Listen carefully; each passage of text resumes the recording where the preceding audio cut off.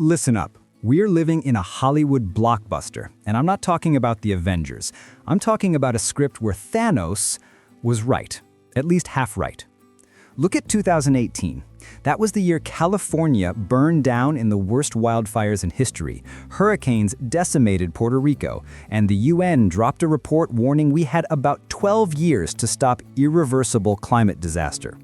But at the exact same time, the S&P 500 was dancing at record highs, Jeff Bezos became the richest man in modern history, and Silicon Valley was partying like there was no tomorrow.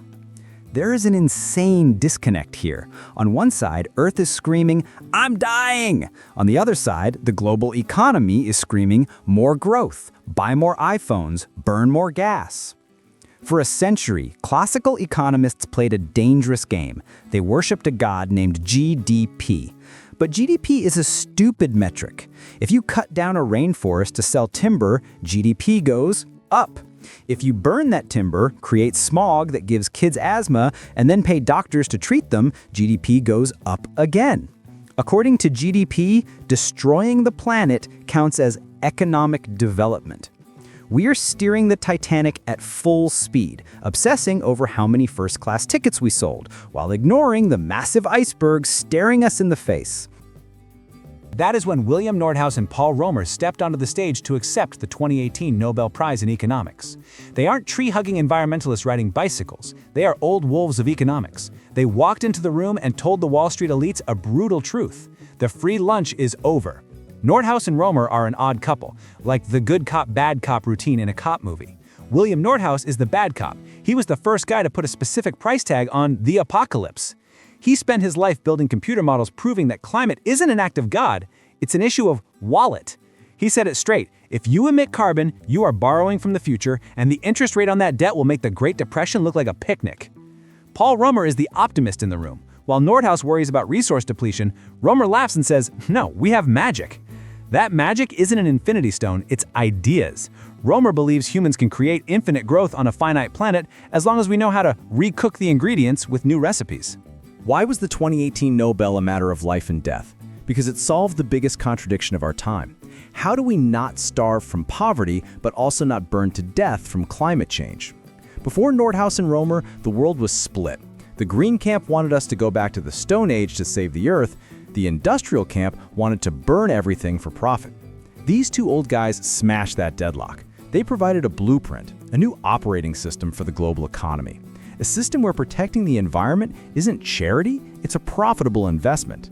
And where technology doesn't just fall from the sky, but is the result of deliberate policy choices. But don't let the praise fool you. Their theory isn't just pretty paper. It contains thorny truths about taxes, tech monopolies, and national selfishness.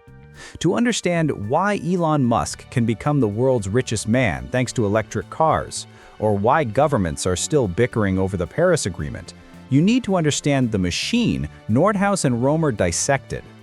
We are about to go deep into the engine room of the modern economy. I'll show you how Nordhaus calculated the cost of you turning on your AC, and how Romer proved that a PDF file can be more valuable than a gold mine.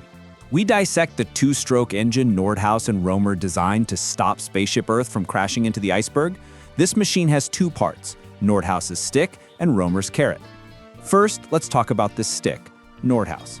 The fundamental problem Nordhaus pointed out is the biggest market failure in history.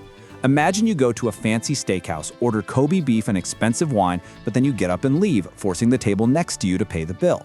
That is exactly how fossil fuel companies like ExxonMobil or BP operated throughout the 20th century. They drilled oil, sold gas, and made massive profits. But who pays for the smog causing lung cancer? Who pays for the homes washed away by Hurricane Katrina? Who pays to raise the sea dikes in the Netherlands? You do. I do. Our taxes do. Nordhaus calls this a negative externality. The price of a gallon of gas at the pump might be $3, but that's a lie. The real price, if you count medical costs and environmental damage, might be $10. That $7 difference is a hidden subsidy society is gifting to the dirty industry. Nordhaus's mechanism is simple but ruthless, a carbon tax. He doesn't appeal to morality. He uses his DICE model, Dynamic Integrated Climate Economy, to calculate the exact number. He says, Make ExxonMobil pay the full $10 for that gallon. What happens? 1. Gas prices spike. 2. Consumers feel the pain in their wallets and look for alternatives. Suddenly, solar power or Tesla EVs, previously seen as expensive toys, become cheaper than gas. Nordhaus isn't banning you from burning coal. He's simply making burning coal as expensive as it truly is, letting the invisible hand of the market choke the dirty industry to death.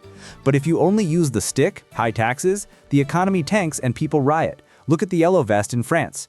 That's where the carrot comes in.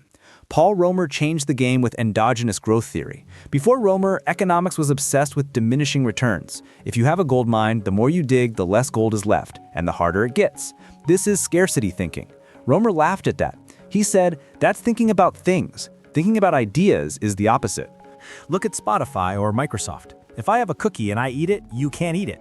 We are rivals. But if I have an MP3 file of Ed Sheeran's Shape of You, me listening to it doesn't stop you from listening to it. In fact, the more people listen, the more valuable the song and the platform become.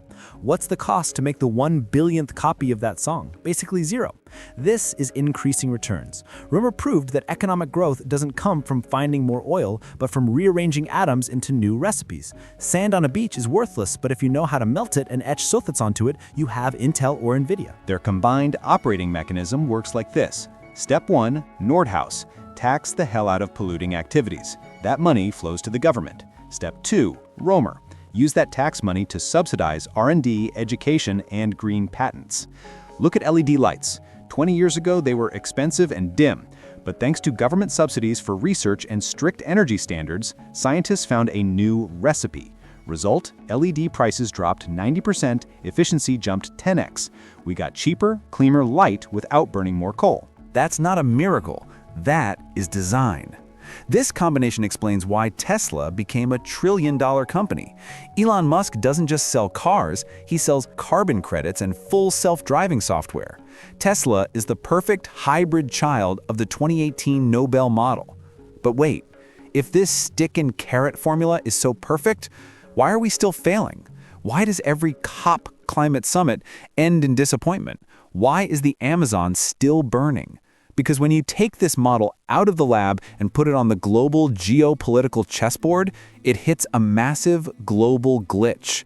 A glitch that even the smartest minds are struggling to fix. Nordhaus and Romer's theory is as beautiful as a brand new Tesla rolling off the line. But when you drive it onto the pothole-filled highway of international politics, it blows a tire immediately. Why? Because the world isn't a clean lab. The world is a rigged poker game. The biggest system error here is called the free rider problem. Imagine the world is a filthy shared apartment, and stopping climate change is cleaning the toilet. Everyone wants a clean toilet, but nobody wants to be the one holding the scrub brush. Why? Because if I scrub it, you get to enjoy the clean toilet without lifting a finger. The smartest strategy for a selfish actor? Sit back and wait for some other idiot to do it. This is exactly what is happening between superpowers. Look at the Paris Agreement. It's a pretty piece of paper, but it has no teeth. The US pulled out, arguing, why should we sacrifice our coal industry to save the Earth, while China is building new coal plants every week? Conversely, Beijing and New Delhi scream, hey, West, you burned coal for 200 years to get rich. Now that it's our trend to develop, you tell us to go green? Forget it. This is the classic prisoner's dilemma from the textbooks, played out on a planetary scale. If everyone cooperates, carbon tax, everyone wins. But if I cooperate, tax myself, make goods expensive, and you cheat, no tax, cheap goods, my industry dies and yours dominates the market. Result, no one trusts anyone, everyone emits, and everyone loses. The direct consequence of this glitch is carbon leakage. When Europe tightens environmental rules, multinational corporations don't get greener. They just close the factory in Germany and move it to Vietnam, Bangladesh, or Indonesia, places with looser rules. The emissions don't disappear. They just change their address from the northern hemisphere to the southern hemisphere. The atmosphere has no borders, so the sea level rises anyway. And on Paul Romer's side, his technological carrot also faces a fatal error, the IP war, intellectual property war. Romer says ideas are the key, but who holds the key? Look at the COVID-19 vaccine. mRNA technology, a Romer recipe, saved the world. But while the US and Europe were getting their third and fourth boosters, Africa hadn't seen dose number 1. Why? because Pfizer and Moderna held the patents. They wanted their ROI. The same thing is happening with green tech. The US and China are in an arms race to monopolize battery tech, solar panels, and semiconductors. They erect tariff barriers like the US Inflation Reduction Act or China's export controls on rare earths. Instead of sharing the recipe so the whole world can save the earth, they turn green tech into a weapon to crush their rivals. Nordhaus and Romer gave us the blueprints for a fire truck, but instead of working together to put out the fire, nations are fighting over who gets to hold the hose while the house is burning down.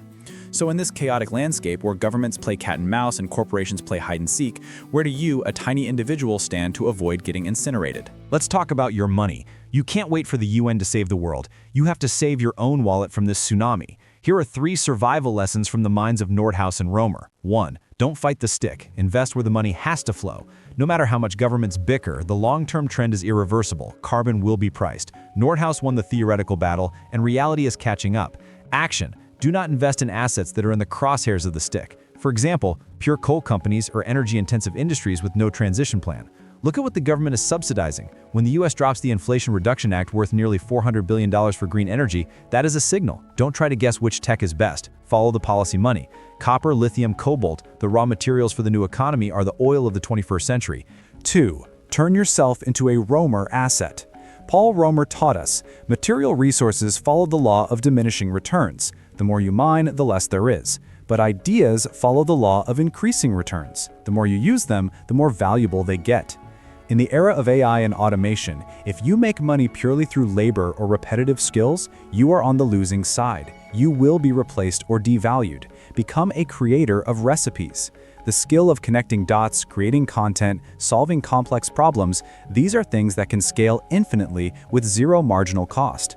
A piece of code you write, a process you optimize, a personal brand you build. These are Romer assets. Accumulate them. 3. Hedge climate risk for your biggest asset.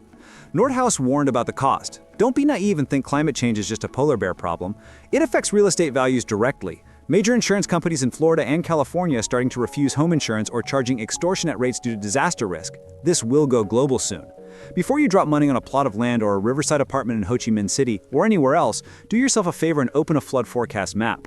Don't buy assets in places that will be public swimming pools in 10 years. Don't let the world's negative externality become a negative balance in your account. Nordhaus and Romer, 2 old guys with 2 Nobel Prizes, sent us a clear message. The era of carefree growth is over. We are entering the era of strict accounting, where every emission has a price and every green idea is gold. You can choose to ignore it and live like it's yesterday, or you can accept this reality, adjust your portfolio, upgrade your skill set, and surf the wave of change instead of letting it drown you. The choice is yours, but remember, Mother Nature doesn't accept apologies as payment, she only accepts change.